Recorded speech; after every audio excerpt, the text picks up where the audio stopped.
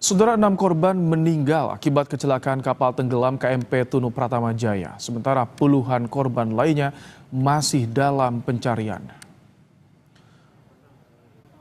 Keluarga penumpang menangis setelah mengetahui anggota keluarga mereka jadi korban jiwa. Sementara 30 orang yang selamat telah dijemput keluarga posko penanganan korban di area Pelabuhan Ketapang, Banyuwangi, Jawa Timur. 29 orang masih dinyatakan hilang.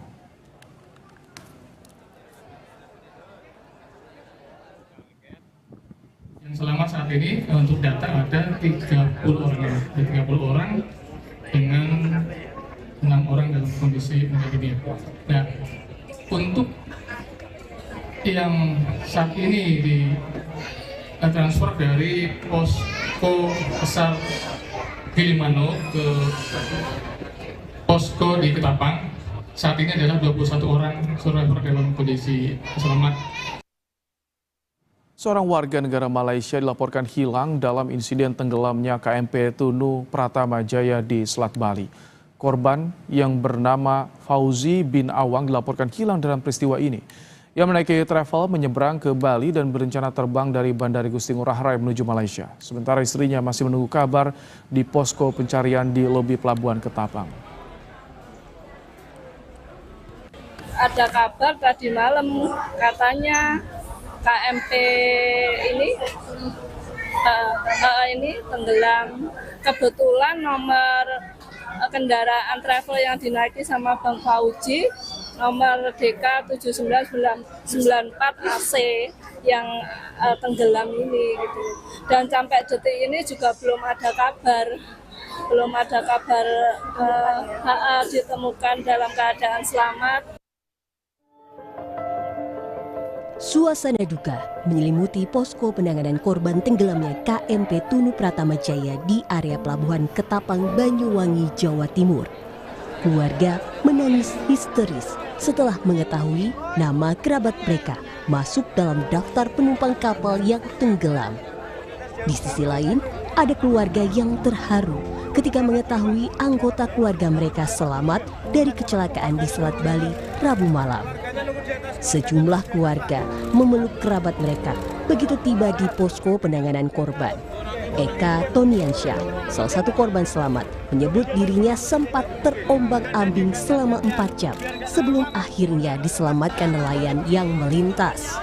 Pertamanya saya di atas kapal aman, Mbak. Lalu itu semua orang panik, tiba-tiba kapalnya miring. Itu semua orang berebutan pelampung. Akhirnya kapalnya tenggelam. Saya terkena ombak dan terombang-ambing di lautan kurang lebih 4 jam, Mbak. Tim SAR datang membantu Anda atau dari warga sekitar mungkin? Itu berapa lama nunggunya, Mas? Ya sekitar 4 jaman itu ada nelayan perahu untuk datang. Sebelumnya, KMP Tunu Pratama Jaya yang mengangkut 53 penumpang, 12 kru dan 22 kendaraan tenggelam di perairan Selat Bali pada Rabu malam.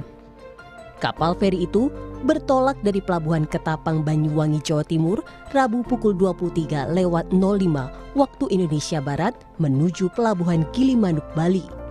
Pukul 00:15 waktu Indonesia Tengah, KMP Tunu Pratama Jaya meminta pertolongan, diduga karena mengalami kebocoran mesin kapal.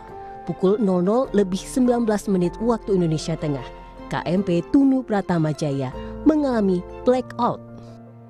Tim SAR gabungan yang terdiri dari Basarnas, BPBD, TNI Angkatan Laut hingga Satpol Air masih terus melakukan penyisiran di perairan Selat Bali untuk mencari korban yang hilang. Tim Liputan, Kompas TV. Untuk lebih lengkap terkait dengan pencarian korban tenggelam KMP Tunu Pratama Jaya, kita bergabung dengan Deputi Operasi dan Kesiapsiagaan Basarnas Laksda Purnawirawan Ribut Eko Suyatno. Selamat malam Pak Ribut, dengan Ibrahim dari Studio Kompas TV.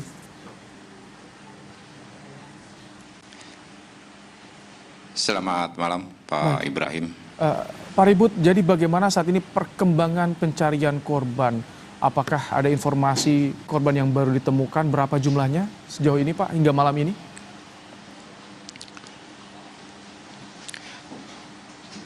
Baik, terima kasih Pak Ibrahim. Pertama-tama atas nama tim SAR gabungan kami mengucapkan turut berbelasungkawa atas musibah yang terjadi. Kemudian pada malam hari ini tim SAR gabungan saya bersama Kapolres Banyuwangi dan Lanal Banyuwangi, kemudian Kepala Kantor SAR Surabaya, dan atas perintah Set Coordinator, yaitu Kepala Badan SAR Nasional, saya ditunjuk sebagai SMC dalam penanganan operasi SAR kecelakaan kapal KMP Tunu Pratama Jaya yang tenggelam di Selat Bali. Jadi pada hari ini, hari pertama pencarian dan pertolongan dari musibah yang terjadi, yaitu KMP Tunu Pratama Jaya, kami melibatkan seluruh stakeholder terkait dan seluruh potensi nasional yang tergabung dalam potensi SAR, dari TNI dan Polri, pemerintah daerah, Kementerian Perhubungan melalui KSOP dan ASDP.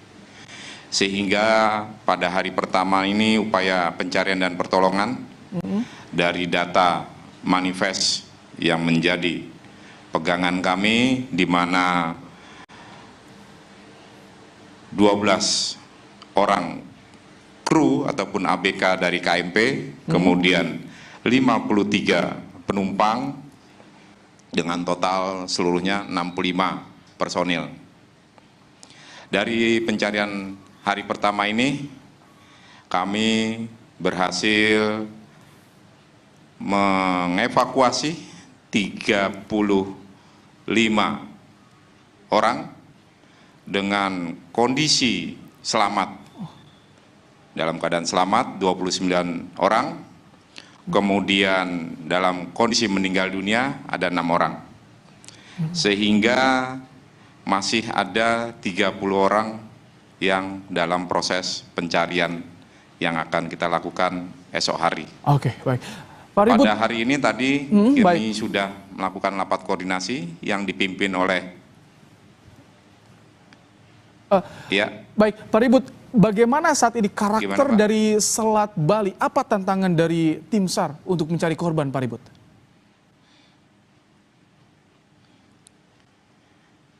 Baik, pada hari ini tadi tantangan cuaca, ya, sebagaimana yang kita ketahui bersama, Selat Bali terletak antara Ketapang dan Gilimanuk, ya.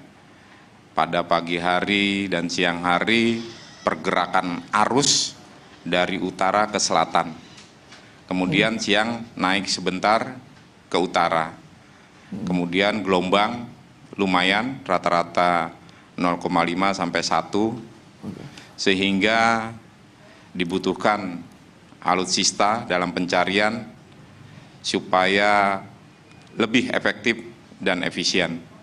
Pada hari pertama ini, alutsista yang ada seperti RHIB dari Posar Banyuwangi dan Posar Jembrana, seperti yang ada di tayangan ini, yaitu RHIB, serta dari Patkamla Payaman, kemudian Kal Sembulungan, serta speedboat dari Ditpol Air, kita upayakan secara maksimal. Dan secara simultan kita menggerakkan 2 KN SAR dari Benoa dan dari Surabaya. Baik, Pak Ribut, dengan alutsista, alat pencarian yang dikerahkan, apakah saat ini sudah bisa dipetakan, dilokalisir wilayah mana saja yang berpotensi itu masih ada korban di sana?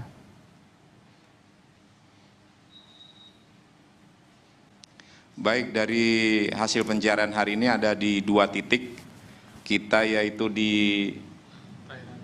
perairan wilayah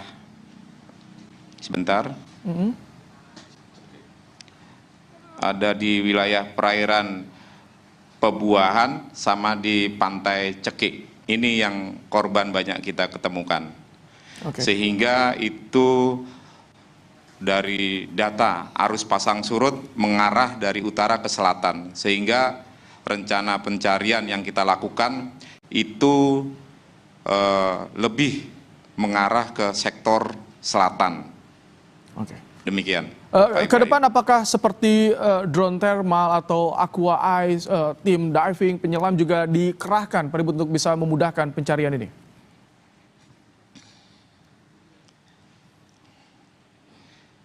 Betul, kita tetap akan mengupayakan secara optimal pencarian yang dilakukan. Tadi kami sudah mendapat arahan pada saat rapat koordinasi oleh Kementerian Perhubungan agar upaya pencarian lebih maksimal.